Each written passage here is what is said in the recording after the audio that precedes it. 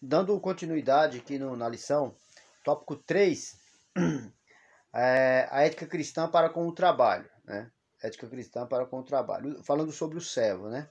Subtópico 1. Ele usa Efésios capítulo 6, versículos 6 ao 8. Vamos ver lá? Efésios 6, do 6 ao 8. O que é que diz? Diz assim, ó. Perdão, eu quero ler do versículo 5, que aí é mais, ele se complementa mais o texto.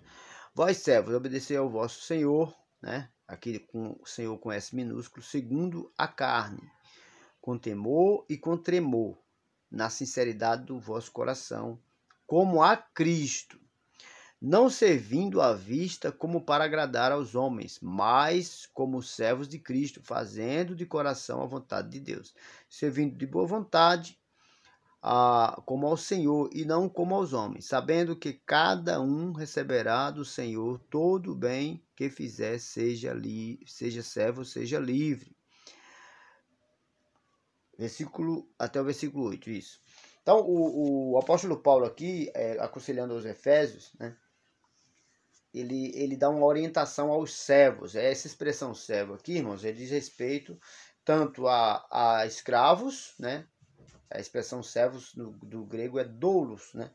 Que aí diz respeito tanto a escravo como a livres. A referência de servo é aquele que trabalha para o seu senhor, independente de ser assalariado ou de ser um escravo, porque escravo não é assalariado, escravo é um escravo, né?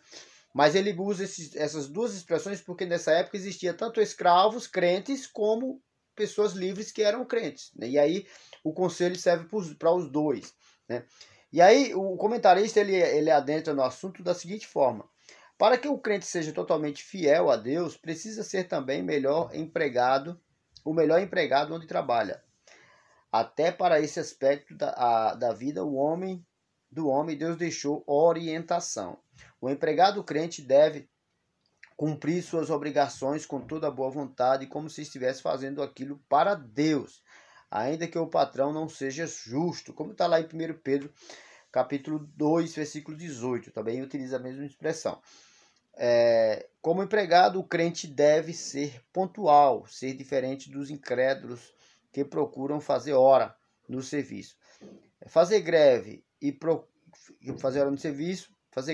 procuram, às vezes, prejudicar os colegas de trabalho. O crente precisa ser diferente, precisa ter um bom cheiro de Cristo, não entrando na roda dos escarnecedores. Salmo 1, né, nos aconselha: bem-aventurado o varão que não anda segundo o conselho dos ímpios, nem se detém no caminho dos pecadores, nem se assenta na roda dos escarnecedores. Esse texto ele é muito forte para a nossa vida diária, como na ética cristã. Pois o crente é o sal da terra e luz do mundo, e precisa resplandecer como astro no meio de uma geração corrupta e perversa. E o testemunho vivido fala bem mais alto do que as nossas palavras, né? Então está aqui, irmãos, uma referência, e eu utilizo até a minha própria experiência junto com essa referência, porque eu trabalhei por 18 anos numa empresa, né?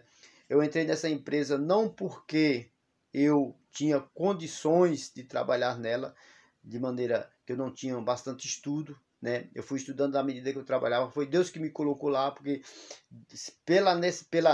pela exigência da empresa não tinha como eu entrar lá, né? Eu entrei lá em 2002, trabalhei 18 anos, né? E trabalhei com afinco, né? E com determinação. E quando foi agora esse ano, por conta dessa pandemia, né, a empresa mandou os funcionários mais antigos, né, e eu estava no pacote, né, que eu tinha já 18 anos de firma, né, e a empresa, para diminuir gastos, tomou essa decisão.